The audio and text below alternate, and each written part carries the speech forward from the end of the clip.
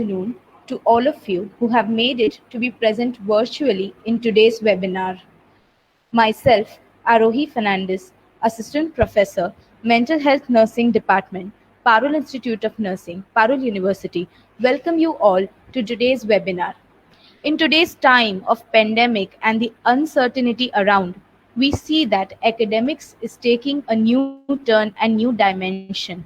And we at Parul University, in the form of PU webinar series, are doing our best to live up to the ever-changing dynamic condition of dynamics. So today, as I welcome you all to this webinar on cognitive rehabilitation therapy, we are very much honored to have with us Dr. Dhara Sharma as our speaker today. So let me quickly introduce you to this amazing personality.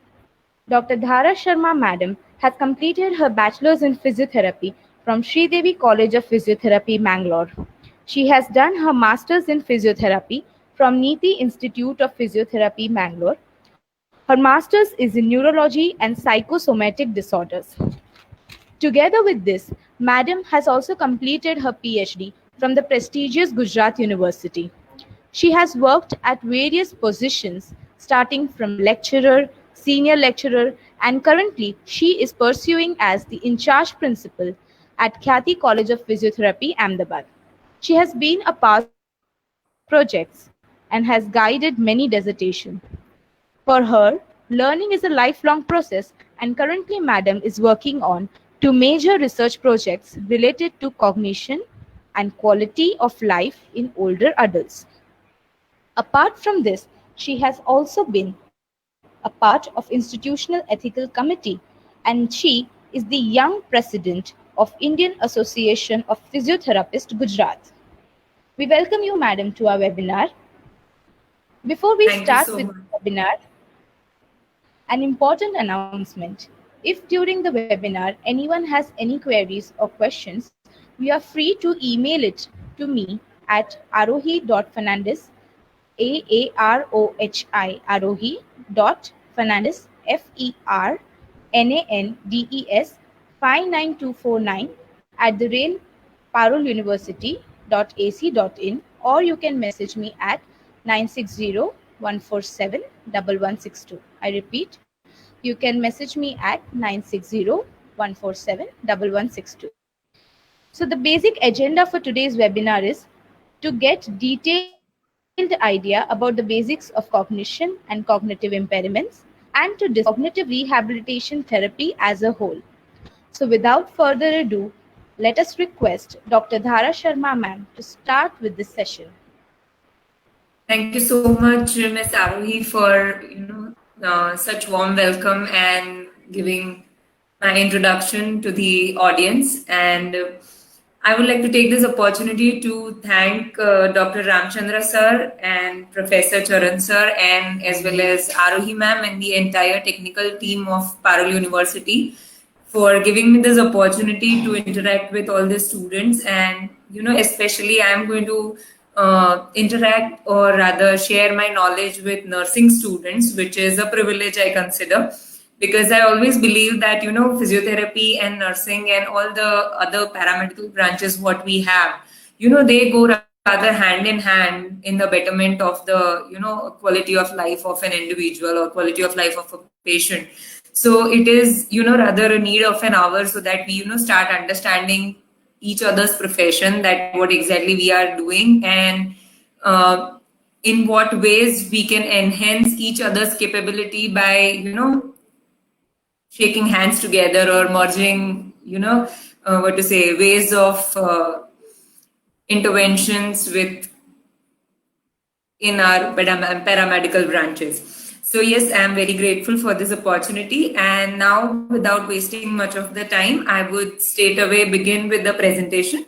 So yes, the session for today is cognitive rehabilitation therapy, and Arohi ma'am has already given you the details that what we are going to cover today. It is going to be covering the introduction part, in the sense what do you mean by cognition, or what is cognition rather, and then what cognitive impairment looks like. If a person with cognitive impairment, you happen to see a patient like that, then how will you know that the person is having cognitive impairment?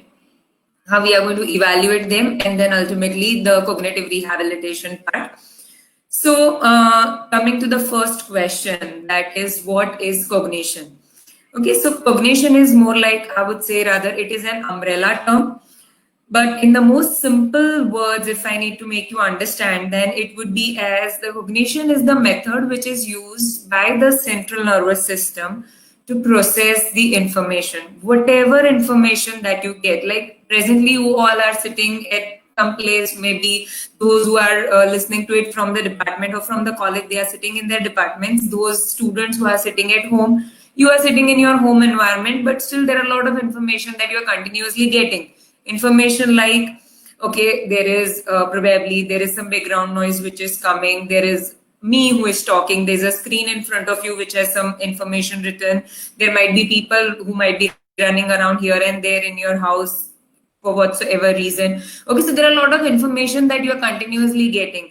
After those information, how you make meaning out of them, what information you think is relevant at that particular point of time for which you give attention to. So all these things, these little things that we do, which we hardly even think about, that okay, we are actually processing all these thoughts and then we are taking some decisions and executing that. We never think about it, but then this is what is a cognitive process. So let me elaborate it a bit further. So cognition is act or process which includes, but is not only limited to, is knowing, including awareness, reasoning, judgment, intuition, memory. It helps you to plan whatever information that is given to you, how you manipulate that information, initiation and termination of the activities. While you are performing those activities, you recognize there's some error. So recognizing those errors, problem solving any particular problem that is given to you, and how you come up to the solution of that particular problem. So the entire thinking and planning that goes behind it, that is a cognitive process. Also the abstract thinking, simple things like, why do we have to go to school, or why do we have to study, or why we need to save money. So these are the questions that probably, we don't always obviously think about it, but then we somehow understand it, okay, that because if I don't study well, I'm not going to get, good enough grades, or probably I would not have sufficient knowledge in future so that I would be able to, give justice to my profession and things like that. So all these things that goes on in our mind is basically cognition. Okay, bit more about cognition. So cognition serves as a foundation of one's behavior, how you behave. It's the cognitive process which acts as a foundation of it, or a pillar of it. Okay, all the activities that you do, most of the activities that we do in our lives are goal directed activity. Like without reason, you will not even get up from where you are sitting. If there is a need of it, like either you need to, you feel like, okay, you are hungry now, you want to eat something, or there is, you need to have water, or for whatsoever reason, but it is whatever activity that we do, it is always a goal directed activity. So I would say rather, whatsoever activity that you do during your day, everything includes your cognitive process. Okay, it includes analysis, discrimination, organization, association, categorization, integration, information synthesis, storage, and retrieval phases of memory. Okay, so this is again rather to give you just the brief about it. Cognition is prerequisite for learning.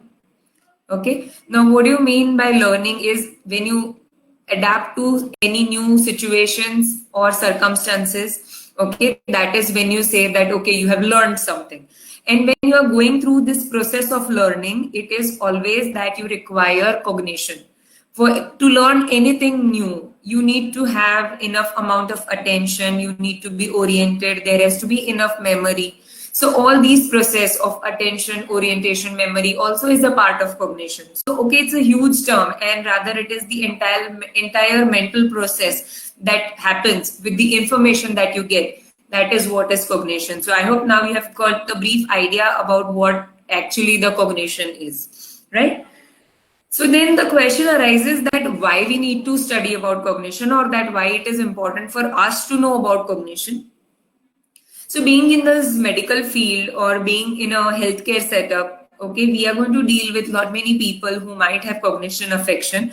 And because of this cognitive impairment or because of their affected cognition, there are chances that their behavior, you may not find it appropriate. You may not be able to understand that why this person is behaving the way he is behaving.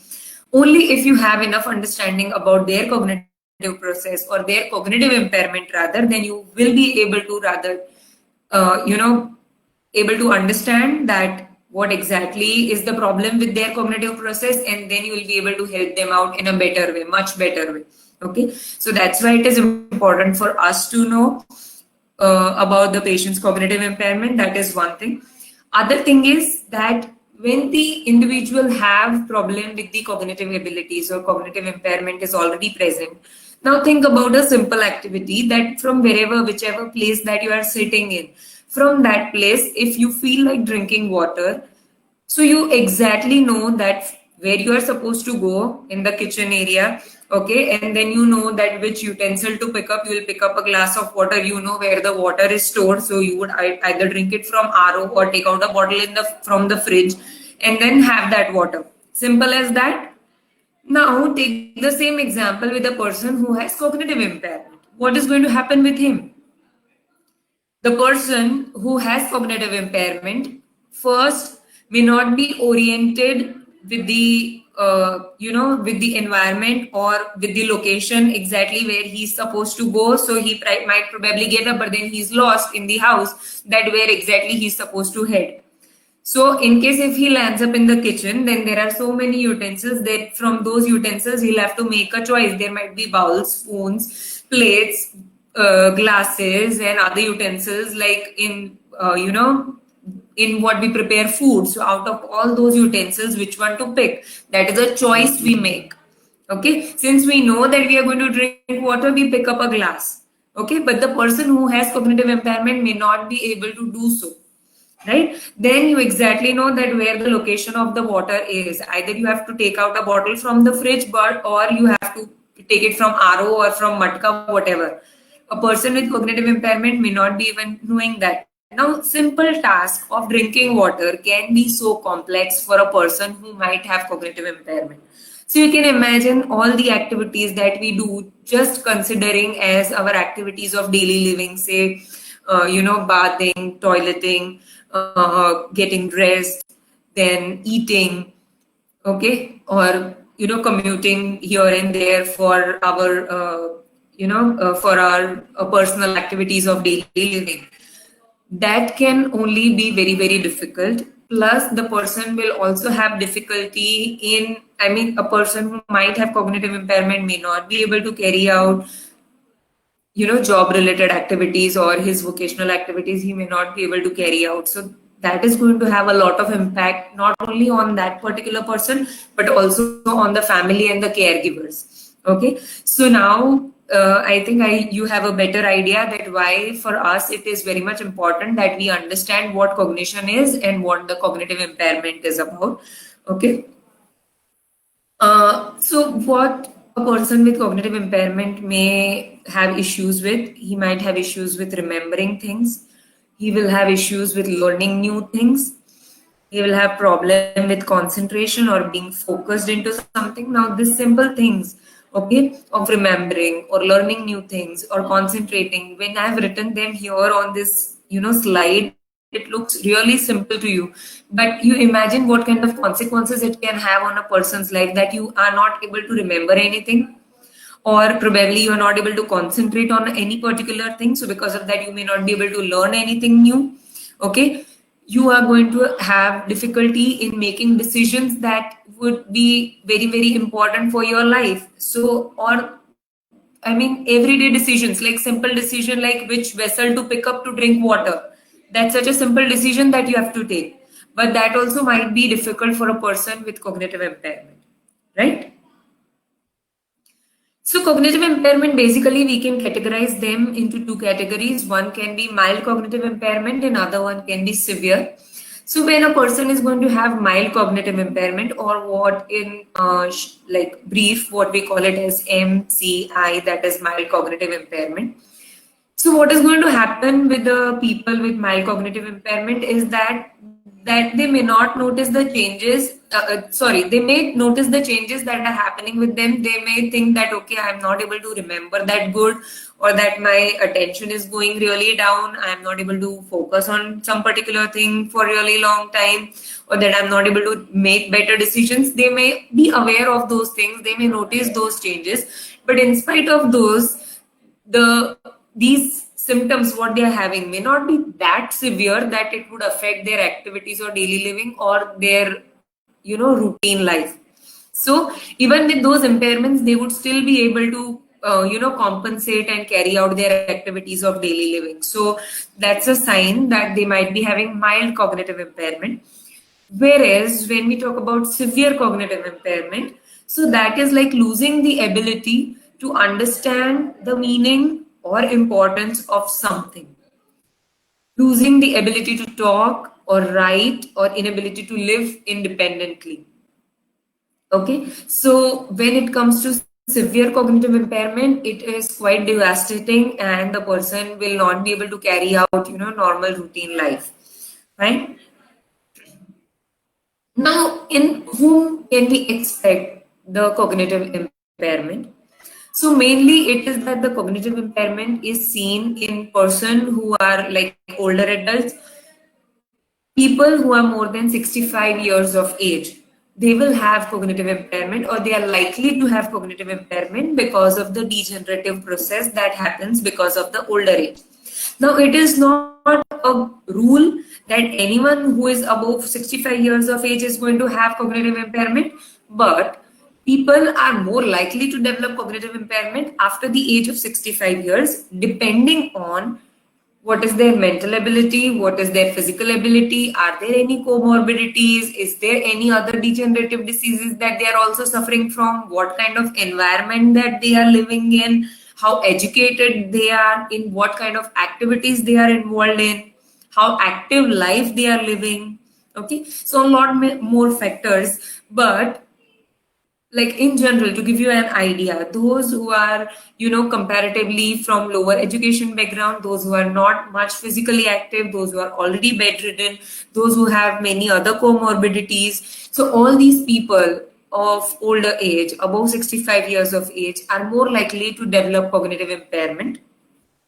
Okay, and then other type of cognitive impairment what we see is in different kind of neurological conditions, especially those conditions where your central nervous system gets involved.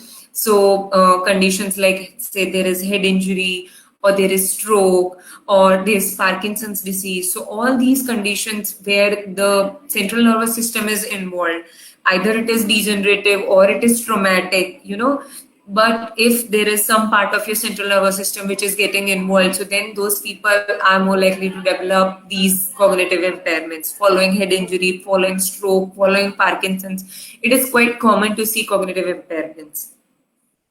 So let's see the prevalence, that how far this cognitive impairment has reached. So there are certain studies which were available in the population of India, which I have quoted here, and there is one which I have quoted for, like they have quoted for in general, like based on the world's population of Parkinson's disease. So let me discuss that one by one. So the first one, which was done on the North Indian population, which was done in 2014. And according to them, they had done a study on older population, and based on their study, it was like 8.8% of older population. People, 8.8% of the total older population had more likely to develop the chances of, cognitive impairment. So 8.8% is a big number, right? Then 66.6% individual from Western India who had cognitive impairment following stroke. Okay, so again, if there's a direct injury or involvement, so 6.6, those people who all had stroke, all those people who had stroke, out of them, 66% people had cognitive impairment. Okay, so that study was done in Western Indian population. And then another study which says that there are about 40% of the people who had Parkinson's disease. All the people who had Parkinson's disease, out of them, approximately 40% of the people had developed cognitive impairment. Okay, so then it's not the smaller number that we are looking at. There is like a huge number of cognitive impairment that we might come across being in the healthcare setup already. Okay. So what kind of symptoms the person will have with cognitive impairment? The person might have disorientation to time, place, person, circumstances. There might be decreased ability to reason or conceptualize something, inability to reason out, inability to calculate, memory loss. These are, I would still consider, are milder form of symptoms that the patient might have. As we will go on to the slides which is next to it, the symptoms are going to be little more severe. Decreased attention span, easy distractibility, inability to follow simple commands. Okay, language is again a part of cognition. The way you speak, the way you communicate, the way you listen to other people and understand them, follow the commands that are given to you, all these is also a part of cognitive process. So yes, when your cognition gets affected, it is also your language which might get affected. Okay, so inability to follow the commands, deterioration in personal care as well as in appearance that might happen. So these are now eventually the severe symptoms. Inappropriate social behavior that can again happen. Wandering, disturbed judgment, inappropriate behavior, lethargy, egocentricity, all these things are going to be more severe form of cognitive impairment that the person can have. Okay. So now let's see that how we are going to evaluate the cognitive abilities. So far I made you understand that what cognition is. Okay, it's an umbrella term, and what all things it includes. It includes many things, but out of them I would just brief you out is that it includes the attention, it includes orientation, it includes memory, judgment, reasoning, executive functioning.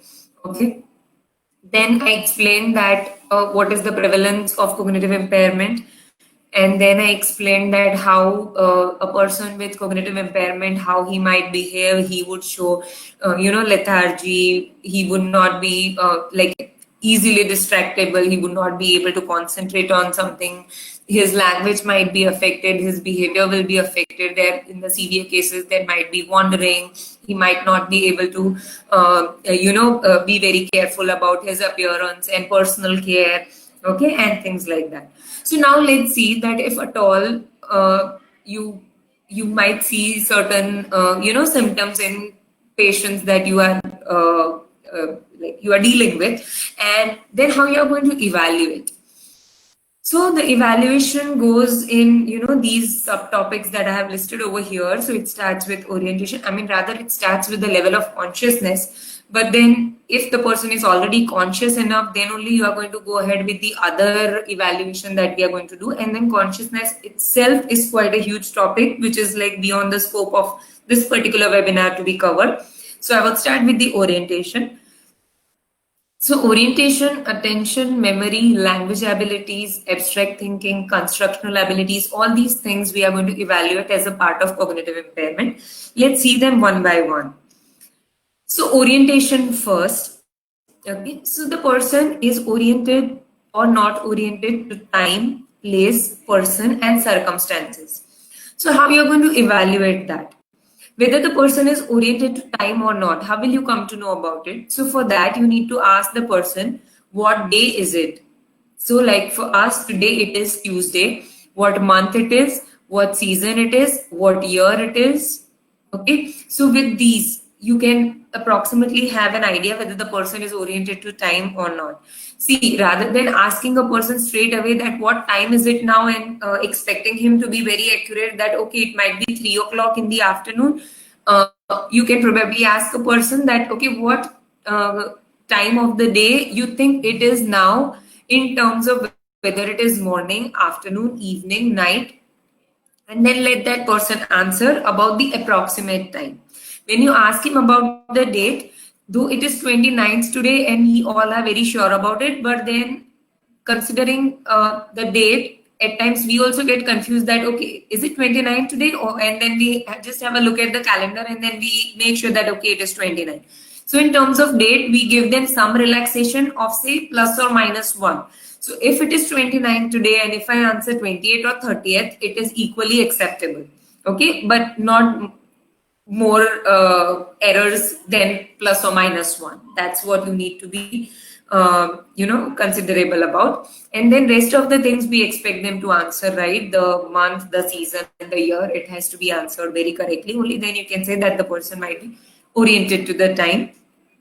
Then we talk about place. So in terms of place, again, you can ask these questions that where the person is right now, on which floor is he, on which bed number is he, or in which room is he, what city, what state, name of the place that he is in. Okay, so with that, if he is able to answer those questions, then the person is oriented to the place. Then orientation to the person is that you need to ask the person his own name, age, and his own birthplace. Now, these are the details you need to verify it from either the caregiver or the hospital records when the person answers to you. Then if a relative is present, then you can always ask pointing it to the relative, you can ask that person that, okay, how this person is related to you, however he is related, like he's my son, daughter, wife, spouse, however that person has to answer.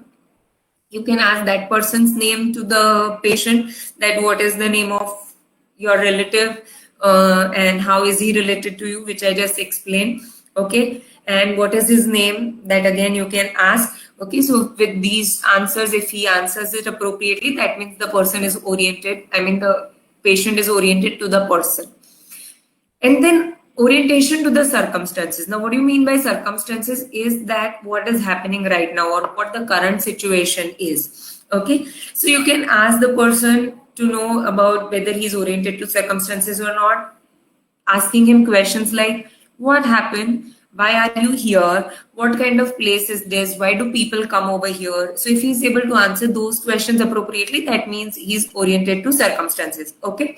So when we talk about orientation, we need to ask them about these 4 things: orientation to time, place, person, and circumstances. Okay. Then attention. So how we are going to make sure, but before that, what is attention is capacity of the brain to process information from the environment or from the long-term memory. That is what is attention. Okay. And how we are going to check attention is, so there are 4 different types of attention and we check each one of them individually. So there's selective attention, there's sustained attention, there's alternative or alternating attention, and there is divided attention.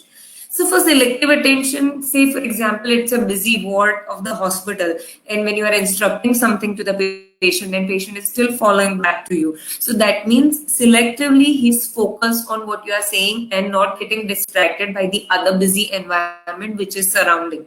Okay, so that makes you think that, okay, that the person is having selective attention. Okay, what do you mean by sustained attention is, as the name suggests, that the person is able to pay attention to something for a sustained period of time. Okay, so you can give him some activity to the person and observe him, that whether he's able to stick to that activity for a prolonged period of time. Say you can observe him for say 10 minutes, 15 minutes, or depending on in what setup you are and what kind of patient that you are dealing with, you can observe the patient for the sustained attention. You can have a prolonged conversation with the patient and see whether he is still able to have a focus with the entire conversation. Then again, you can make sure that the person is having sustained attention. We usually tell our physio students is that when the person, you give some activity or some exercise to the person and then ask him to continue for a number of repetitions. If he is able to continue that for a number of repetitions, okay, so then you can say that the person is having sustained attention, that he is able to stick or he's able to concentrate on that particular activity for a prolonged period of time. Then comes alternating attention. So as the word alternate suggests, it is like switching your attention from one task to another task. So here what you can do is you can give 2 tasks to the patient and ask him to switch between those tasks. So it's like I can even give the simplest task of giving certain numbers and asking him that for this set of number he'll have to add those numbers, and for this other set of number I need to ask him to subtract those numbers. So say for example I give him say 5, 6, 8 and 9. Okay, so he's have to tell me that 5 plus 6 how many, and then 9 minus 8 how many, and likewise I can keep on giving him numbers like that, where he'll have to, for one set of number he's going to have addition, the other set of number he's going to have subtraction, right? So that way we can check for the alternating attention. And then comes divided attention. So divided attention is like paying attention on two particular tasks at a point of time. Okay, so like in a rehab unit or something, what we usually do to check for divided attention is we do walkie-talkie test. In that what we do is we take the patient for a walk, and then simultaneously while he's walking we instruct him that we are going to have a conversation, and he's supposed to continue walking, and while he's walking we have a conversation with him. So there's already one task of walking that he is doing, and along with that he will also have to pay attention to the task that we are doing is talking. Okay, so that helps you to decide about the divided attention. So these are, like, as you were aware about orientation, so we, like, orientation was again 4 types. That was orientation to time, place, person and circumstances. The next thing that we check is attention, that is selective, sustained, alternating and divided attention, right? Let's move on to the next thing, that is memory. So memory is having these 3 things, or there are 3 components that is attached with the memory. So first thing is registration. Whenever you have to memorize something, first thing that should happen is it should register. Okay, once you are able to register that, then you have to retain it, and once you are able to retain it, then whenever it is required you will have to recall it. So that's the 3 process or 3 phases that happens whenever you are memorizing something. Okay, registration, retention and recall. Then the type of memory is, there's 3 types of memory, which is immediate memory, short-term memory and long-term memory. So whenever we are checking memory, we need to check for all these 3 memories.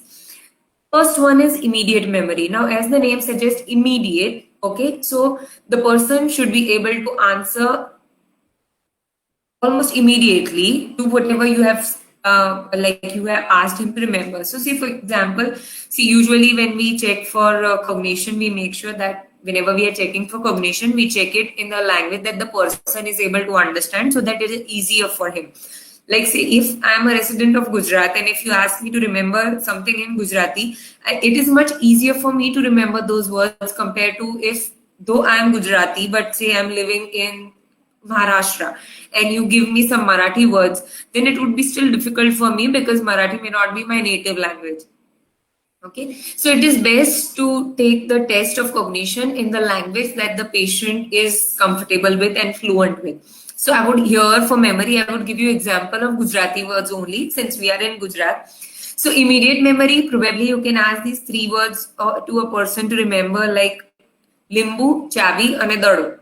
So this is like lemon, key and ball. Okay, so you ask the person that, okay, I'm going to speak these 3 words, and then once I stop, you are supposed to immediately repeat after me so that I know whether you recall it or not, whether you are able to recall it or not. So once I say limbu, chavi, dado, the person has to repeat as limbu, chavi, dado. If he's able to do that, that means he's having good immediate memory. Okay, then we check for short-term memory. So in between, for 5 minutes or something, I can do some other activity with the patient, and then I ask him again, you remember those 3 words that I told you, can you repeat it again? And then he's supposed to repeat again after 5-10 minutes, or as limbu, chavi and dado.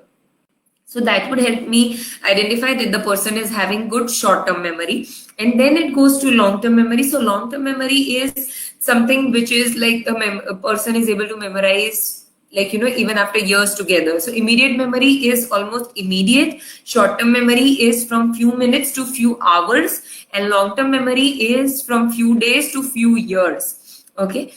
So for long-term memory, you need to ask certain events of a person's life. Like say, for example, you can ask him that in which year did you graduate, or in which year did you go to school for your 12th standard, something like that. Or like if the relative is there with you to verify the answers that the person is giving, then you can ask him the questions which are related to his personal life, or you can ask him about some landmark event that if you there are no relative to verify the details that the patient might provide. Like you can ask him that on which date did you get married, but I would just say any random date, and how will you know that that was the date the person got married, right? So for those kind of cases, you can ask them certain things or certain landmark events. Like say for residents of Gujarat, probably we can ask that bhukamp kaya varsh mein આવ્યો હતો. Okay, so in which year the earthquake took place, or in which year Godhra riots took place, or in which year for the first time Shri Narendra Modi became a prime minister for the first time. So these are like landmark events that the person might be able to remember. Okay, so with that you might able to know that the person is having normal long-term memory or not. Okay, so what kind of memory impairments that the person might have? So there are different memory impairments that I have listed over here. One is amnesia. So amnesia is a pronounced memory defect that the person will not be able to remember or recall anything. Then there is something called as anterograde amnesia. Now, what do you mean by anterograde amnesia? Is inability to gain new material. Means after the injury, the person will not be able to recall or remember anything. Okay, so I would give you here an example of a movie Gajni. If you remember what disorder or problem Amir Khan had after he sustained injury, he would not be able to remember anything other than just for the short period of time. So he used to note down everything, and he used to take pictures of people whom he used to meet so that he would remember looking at the picture, okay, that this is the person whom I know, right? So that was anterograde amnesia. And there is something retrograde amnesia. So retrograde amnesia is from the point of injury, whatever happened before the injury, the person will not be able to remember it. He would only remember something which happened after the injury. He would remember. But before that, he will not be able to remember. So again, this is also something which they have shown in the Bollywood movies many times, that the person sustained injury and he would forget everything that happened in the past and who the person was, and then he would live a life as a new person. At some point of time, he might regain it again, or he may not regain it again. Okay, so that is retrograde amnesia. And then there is something is dementia. So what is dementia? Dementia is a broad term which is used for memory and learning deficit, where because of the degenerative changes that happens in the brain, the person will lose the ability eventually to remember or learn anything new. Okay, and then that is a profound effect that the person might have, but that would be like, gradual process. I mean, it would start with the mild symptoms and then it will gradually progress, right? Okay, so we have learned so far orientation, attention, and memory. Moving to the next thing is the language ability. So the person, how we are supposed to assess for the language ability is we need to look for the general spontaneous speech, how the person is speaking, his reading skills, his writing skills, his general understanding of spoken words, how is he able to follow the commands or not. Okay, so these are the language abilities that the like we might observe or we might want to check when we are looking for the language abilities. And then comes abstract thinking. Now, what do you mean by abstract thinking? So abstract thinking is like, understanding the idioms or proverbs. Okay, so you can ask the person that, like I've given one over here, a stitch in time saves nine. So you ask the person that, okay, if this is a proverb or this is an idiom which I have given to you, how will you explain it to somebody else? So then the person might say that, okay, a stitch in time saves nine means that probably before the actual problem arises, if we, start preparing for it, then probably we might able to, prevent the bigger hazard that might come or something like that. Okay, so if the person is able to understand the meaning behind it or he's able to explain it to you, then probably he's having normal abstract thinking. But if he, gives you some random answers like, in Gujarati, if you ask them that morna enda ne chitarwa na pade, so you ask them that, okay, how you are going to explain this, and then if he says that, okay, that probably that I want to paint on the egg of a peacock, so then that is absolutely a random answer, right? So that case you might understand that the person has difficulty with the abstract thinking. Okay, so that's how you can know about it. Or other way of knowing about abstract thinking is you can ask about the similarities and the differences between the objects. Like the other picture which I've given over here is the picture of a banana and an orange. So can you tell me what is the difference between banana and orange, and what are the similarities between banana and the orange? Okay, so then probably if you ask me, I would say the similarities are that both of them are fruits. And the differences is that the banana would taste sweet, whereas orange would have more of a tangy, sour taste. Okay, so orange is going to be more juicy, and banana is going to be, more of a firm in texture. And there can be many more things which I can, go on saying about them. So, what is the similarity between the cycle and a train? Okay, so things like that you can ask them and see how they are responding to it, and based on that you can know whether they are having enough abstract thinking ability or not. Okay, there is something called as reasoning also, which we can also what to say, evaluate in a person by asking them questions, which I asked in the beginning of the presentation, that why do children have to go to school? So then they should be able to answer that children should go to school so that, they learn something, they learn about, many aspects of the life, they learn about the competitiveness, they learn about the, their peers, they learn about being social, and they learn about discipline. And not only that, they learn about many other subjects which are taught to them in the school, which eventually help them, to have a better professional career and things like that. Okay, so this is how we are going to evaluate a person who might have, cognitive impairment, or whom you suspect that they might have cognitive impairment. Sorry. Then we can also check about their constructional abilities. So how we can check about their constructional abilities? By asking them draw a man test or draw a clock test. So see, I have listed over here the marks. Like if you ask them to draw a man test, what happens is that there is a person whom they are drawing, and it's like for every part that they draw, we are supposed to score 1, 1, 1 for each.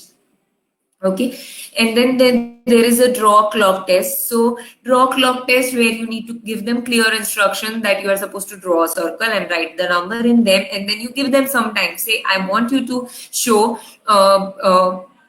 like 5:10. 5 વાગીને 10 મિનિટનો સમય બતાવવાનો છે. So what that shows is that they need to exactly draw a circle, put the numbers as how it is required in relation to that circle, like 12 and 6 should be in the same line, 3 and 9 should be in the same line, then 5, where there should be a, the hour hand should point at the 5, the minute hand should be pointing at 10, right? So that gives you an idea of their constructional ability. Okay, so that's how we'll be able to do it. Now I have explained these different outcome measures what we can use to measure the or assess or evaluate the person with cognitive impairment. But then there are collective outcome measures which are also available, like there is Edenbrook's cognitive examination, or there is Montreal cognitive examination. These are most frequently used, and there is also MMSE, that is mini mental scale examination, and then there is these are like cognitive impairment testing also, and all these tests which are available, they also can be utilized for the assessment or evaluation for the cognitive impairment. Okay, so now let's come to the cognitive rehabilitation therapy. So now, what do you mean by rehabilitation?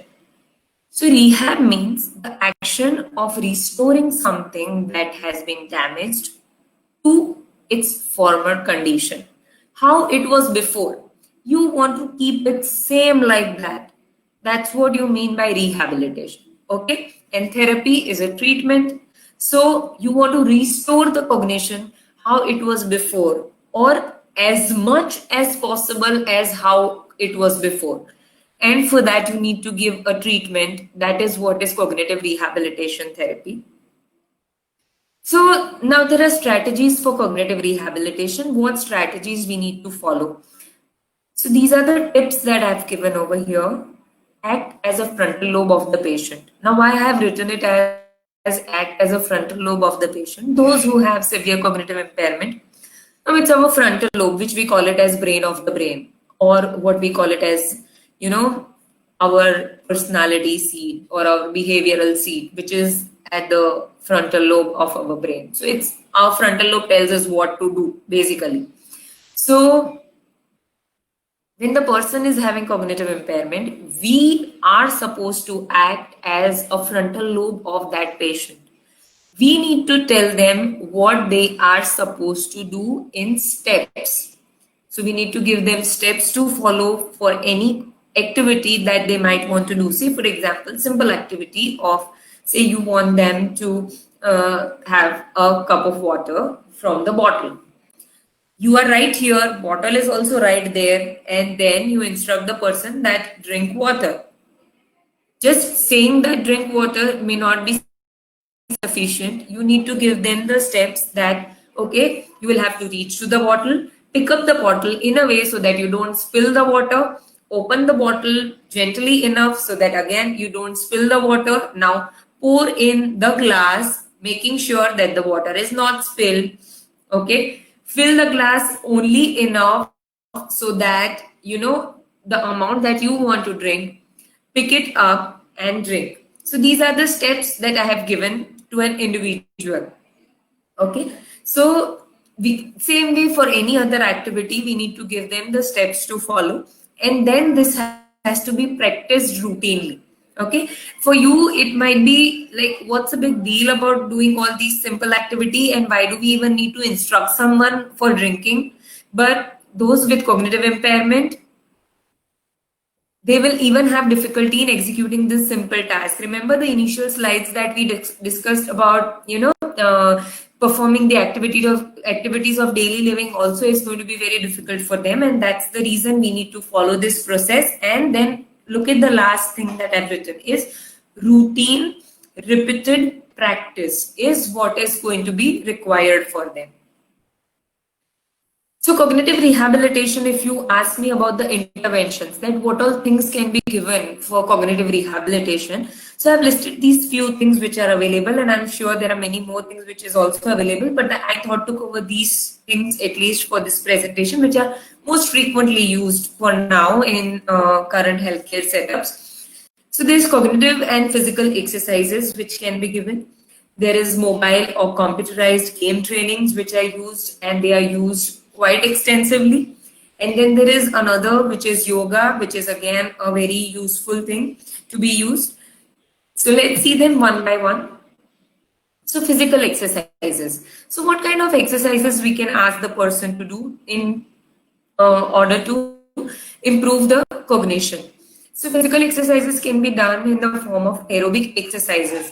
Now, aerobic exercises are something which we need to do, but in moderate intensity as per the person's requirement and his physical ability. It can be given for a period of 20 to 25 minutes. It should include warm up and cool down, as well as the activity which the person would like to get involved in. It can be given as walking, mile jogging, cycling, swimming, home-based workouts where there are home-based only. They give you certain workouts where you have to have like jumping jacks, star excursion, not star excursion, but star jump exercises, and then there are exercises like 1 mile run inside, indoor. So all these activities again is going to be helpful, and which can be used with proper warm up and cool down in order to improve the cognitive abilities of the person. Then we can also give them dual task training, which is like, there are some motor task in the sense some movement or some activities that you ask the person to do, and along with that you give them some cognitive activity also. So it's like, okay, you are supposed to, continuously walk, but at the same time, I'll be giving you some sums which you are supposed to continuously calculate also. So it's like I'm training the person both for his aerobic capacity as well as for the cognitive abilities also. So those kind of physical exercises can be practiced. Then there are certain cognitive exercises which can be given. So cognitive exercises, like there are attention exercises, visual spatial exercises, visual memory exercises, mental calculation, and currency calculation. So what do you mean by attention exercises is there are certain exercises where the person will have to pay more attention while performing those exercises. Like, the simple exercise, like if you remember when we were kids, I don't know, we kids of like now or this generation, they still play or not, but we as a kid used to play this a lot, where we used to ask to keep the hand like this, and then the other person would try to hit. If I miss like his hand, if I'm not swift enough and if my attention is not there, then he might just hit my hand, and in that case I'm gone. But if I just miss it, then the person who is opposite to me loses a point. Okay, so that's a simple exercise where you can work on speed as well as attention of a person, and it would be fun if it is like mutual. You need to consider that the person who is having cognitive impairment may not be swift or may not be that attentive initially, but that's what we are working on. So you need to consider that and then eventually give graded exercise. Then there are visual spatial exercises.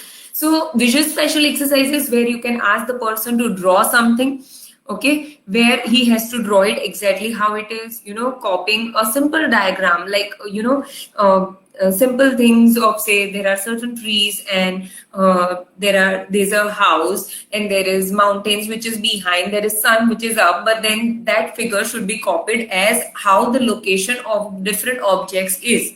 Okay, so that is going to be helpful. Then visual memory. So how you can train visual memory is you can show some picture to a person. Say for example, there's a picture which has a waterfall. There are few people who are climbing the mountain, and again there are some birds which are flying. There are certain animals which are there. There is a river which is flowing from the waterfall, and there are few other birds which are there, or maybe ducks which are there. They are there. So all these pictures which I have described to you, you have to show that picture to a person for say 1 minute, and in 1 minute you ask them that you remember and observe as many things as you can. After 1 minute, I'm going to ask you a question about that picture, and then I'll expect you to answer that. And then you can ask different questions, or you ask the person that you now describe the picture, or you say things about picture, as many things as you remember. So initially he might be able to tell you 3 things, 2 things. Then eventually you ask him to remember more and more and more things. So those are like visual memory exercises which can be given. Then there are mental calculations, like you can give mental maths, how we do dodging of say tables or sums, so that can be done. And then currency calculations, like you can give them real life scenarios, like you have gone to a shop with a 100 rupee note and then you spend 35 rupees, or you bought something for 35 rupees. Now how much money you think you are going to get back, and things like that. So that is going to help person develop certain cognitive abilities. So that was about the the aerobic exercises as well as cognitive exercises. Then the other intervention which I had written was mobile and computer-based training, right? So there are n number of applications and websites which are available for the training of cognition. So I have listed few of them over here, which is Lumosity, Neuronation, Elevate, Left versus Right Brain Games, Super Brain Plus, Brainiton. All these are apps which are available both for Android as well as for iOS, and they also have their websites. So if you want to access them on the computers, so you can put them on, and these are the games which train people basically on particular aspects of the cognition also, like if you just want to train on attention, you just want to train on speed, on language ability, or just want to train on mental calculations, they provide you that games and you can play those games, and the person can be trained on that. So these are also very handy treatments which can be utilized. Then is yoga. Now, yoga is something which is like we all know the benefits of it. I mean, irrespective of how much ever we say about it, it would still not be enough. The yoga not only has the effect on your cognitive health, but it improves your mental health, it improves your physical health. So, yoga is something which is so holistic and it has immense benefits. So, and plus there are scientific studies. I mean, it is not just I'm saying this based on the scriptures in which, I mean, they have written about yoga, but there are scientific studies also now in the recent generations that it is proven that yoga, in terms of either being practiced as hatha yoga or pranayam or dhyan or meditation, what we say, however you want to practice it, in whichever form you want to practice it, it would still be beneficial for your cognitive health. Okay, so yes, this also can be like systematic yogic practice can be given for the person who has cognitive impairment, and it is short intervention which will help you to enhance the cognitive abilities of a person.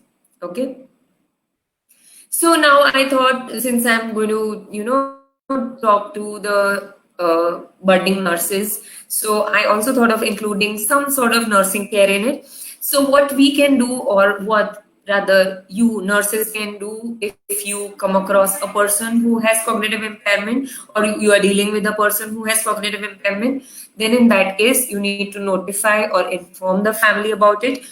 Why it is important to inform the family about it is family members may not be aware of the cognitive impairment as such.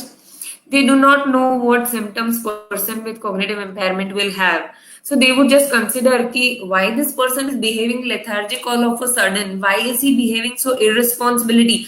Why is he not even taking care of his personal health? Why is he not bathing? Why is he not dressing up properly? There are, I mean, family members would get frustrated out of it, right? Imagine every day there is somebody in your family whom you have to say that, okay, you are supposed to bath, you are supposed to dress properly, right? Or that the person would still not listen to you, his behavior has completely changed, you are not able to understand, and then you feel helpless. So if you make them understand, it is much easier for them to deal with the person. They already expect that what all things can happen, and based on that their behavior also will be accordingly with that person. So it is very much important that you educate and inform the family members about it. You are supposed to assess the person fully of for cognitive impairment, and at the same time you can also have reviews from your medical team and other team members who are involved already with the person, that what are their views about it, and how the treatment plan is going to go ahead. These are the things which can be done, is like you being nurse, or when you are taking or giving nursing care to a person, there is daily orientation that you can give to your patient, that what day is today, what time is now, what date is today. Okay, you need to emphasize on early mobilization of a person. See, you need to remember that, as much as the person is bedridden, there are more chances that the cognitive impairment is eventually going to be more and more. The more the person is physically active, there are more chances that we are going to overcome the cognitive impairment more easily. So you need to focus on the early mobilization, where the physiotherapists are also going to play a role in early mobilization. But then obviously, as I said, if we just shake hands together, it's going to be like wonderful for our patient. So early mobilization is what you focus on. Feeding assistance, maybe initially it is required for the person who are having, like offering them regularly with the drinks and helping them with the feeding is what you can do. You can indulge them into therapeutic activities such as some board games or playing cards or listening to music. Now, you think like the simple activity of playing card, okay, where even the simplest thing of that, what to say, some simple games that you play with the card, even that requires a lot of attention, lot of reasoning abilities, lot of judgment that you need to make. Okay, so all those things also is going to help. Then non-pharmacological sleep protocol, that maintaining his sleeping time and waking up time and discouraging the daytime sleeping is going to help. And hearing and vision adaptation, if at all it is required, if there are hearing aids or vision aids that the person is in requirement of, then it is best that is being provided. So that probably can be done from your side. Okay, so that's about it from my side, and I hope that the presentation what I've given today is, has helped you to understand some aspect of cognitive impairment. So in future, if at all you come across somebody who has it, then you will be able to deal with him in a much better way. So thank you. We can take questions if anyone has it. Thank you, ma'am, for such an informative session. Yes, we do have many questions, but we'll just take one or two, ma'am. So Okay. first question is like that, can cognitive impairment affect the young? And are the interventions same as in the elderly? Yes, so see, I explained there are two types of cognitive impairments. One, which I said was like because of the degenerative condition that can happen. So that is because in the older adults, because of the degeneration. And then the cognitive impairment, the other one which I mentioned, that was for neurological conditions. So now there are certain conditions, say for like head injury, so that can happen in the younger people also. Like rather, it is head injury which is more common in the individual around the age of 20 to 30 years of age. Okay, so yes, definitely it can happen in the younger people as well. Okay, and then in this era, what has happened is because of certain kind of addictions of either say substance abuses or because of the addictions to certain gadgets like mobile, and there are people who are extensive use of mobile or certain games. If they are too much indulged into it, so then at times, I mean, though there are rare cases, but then though they are rare, it is not that they are not there. So they also can have some sort of cognitive impairment. And then see, again with the brain, it is more like use it or lose it. So if you don't utilize your brain enough, then you are going to lose on the capabilities of the brain. So you always have to remember, at any age you are, if you're not making use of it enough, then there are always chances that you are going to lose on it. Okay, so yes, it can happen, and yes, the intervention will still remain the same. The ability of the brain to recover from any insult or any damage that has happened would be much better in younger people. So these interventions would be much more beneficial in younger people compared to the older ones. Okay, ma'am. Thank you so much, ma'am, for being with us, ma'am. It was really a very lively and informative session. Thank you. It's absolutely my pleasure, and I would like to say thank you to you once again, and also Parul University, and also Ramchandra sir and Charan sir and technical team again. Thank you very much, all of you, all my participants also for this, staying with us throughout the webinar and listening to me. Thank you so much. Thank you, ma'am.